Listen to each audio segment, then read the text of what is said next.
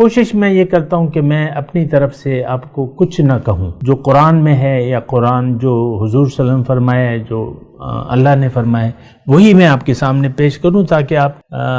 غور کریں۔ یہ نہ کہیں کہ بھئی یہ بندہ تو اپنے آپ سے بول رہا ہے اور ادھر ادھر کی ہانک رہا ہے، نہیں۔ اللہ تعالیٰ نے حضور صلی اللہ علیہ وسلم کے صحابہ کو مخاطب کر کے کہا وَكُنْتُمْ عَلَى شَفَا حُفْرَةٍ مِّنَ النَّارِ فَأَنْقَذَكُم مِّنْهَا۔ دیکھو میری وہ نعمت یاد کرو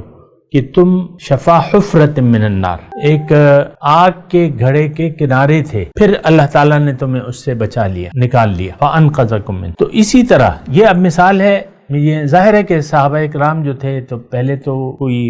یعنی حضور کی بعثت سے پہلے کسی کو بھی دین کی سمجھ نہیں تھی۔ اسی طرح آج ہماری صورتحال ہے، ہمیں بھی آج دین کی سمجھ نہیں ہے کہ دین ہے کیا، حقیقت میں دین ہے کیا۔ اور اس وقت ہماری وہی صورتحال ہے جو کہ قرآن نے بیان کی ہے کہ ہم یہ آگ کا ایک گھڑا ہے، اس کے کنارے پر ہم زندگی گزارنے، جب موت آئے گی تو ہم اس میں گر جائیں گے۔ اور کچھ لوگ تو یہاں گر جاتے ہیں، سامنے کرام کہنے دیں مجھے کہ کچھ لوگ تو یہاں گر جاتے ہیں کیونکہ اس کو پسند کر لیتے ہیں، دنیا کی زندگی کو پسند کر لیتے ہیں، تو وہ عملی طور پہ یعنی روحانی طور پہ وہ دوزخ کے گڑھے میں گر جاتے ہیں۔